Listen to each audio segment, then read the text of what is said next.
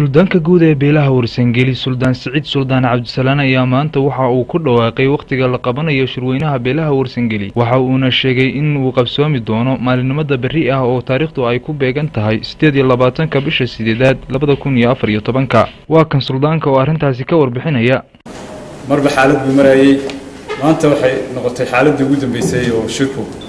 uu ku soo gabagaboobo socodkiisii iyo ergadiisii iyo suumaadkiisii sida la sheegay maanta hadii ergadii oo dhan soo xirtay oo isu yimaadeen tala bixin ahaan waxaan ku bixinay odayaasheena isla garanay in shirkii mugay noo furmo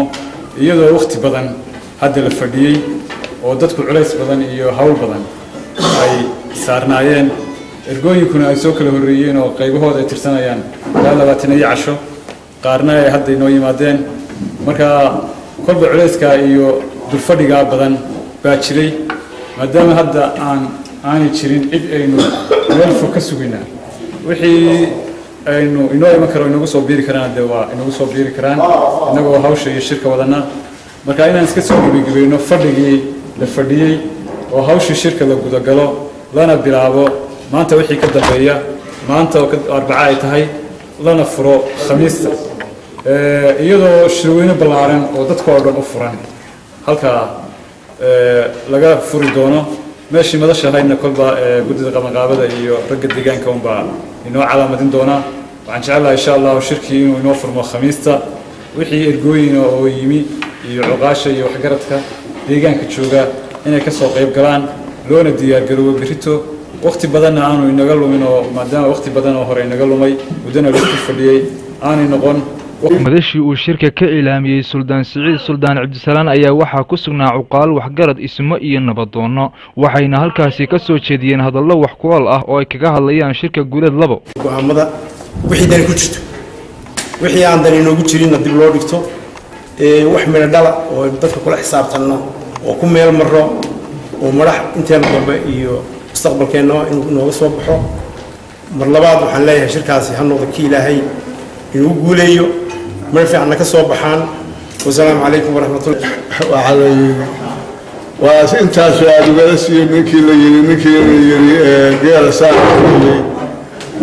magaalkiisana wuxuu yiri waa sidaas aad uga sii dhawaato sabab wax laga tabaayo waxaan leenahay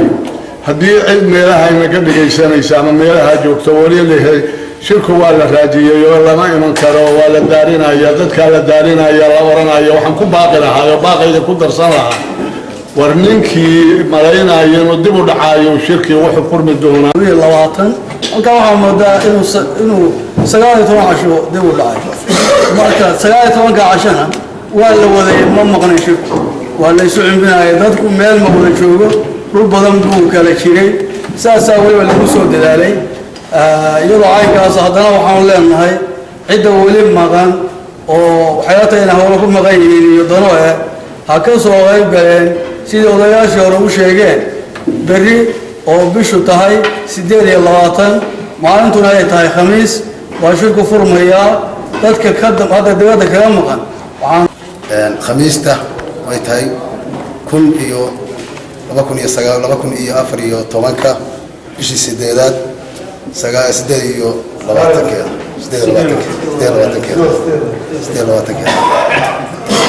وحوي نلقي رسولية سلاس شكر ويروف المكان خاصة محمد غوريا ذاتك كسوق جرواي بعدين ذاتك كانوا رجع سنة يو لوقت شركة قرم غوريا وحنودي شيء شركة وقت جالس فرمية انت هذول الله هيدين قرم فرمية وعلينا كسوق جا سورة دارة si kastaba ha ahaatee cilaaminta uu suldaanku ilaamiyay shirka beelaha warsangeli ee guuleed labo ayaa waxa ay ku soo beegmaysaa xilli maalmihii ugu dambeeyay ay ku soo qulqulayeen magaalada Xingalool ee gobolka Sanaag wafuud kala duwan isla markaasna ka kala imanaya daafaha caalamka Maxamed Cabdullaahi Aadan Darwiish Puntland TV magaalada Xingalool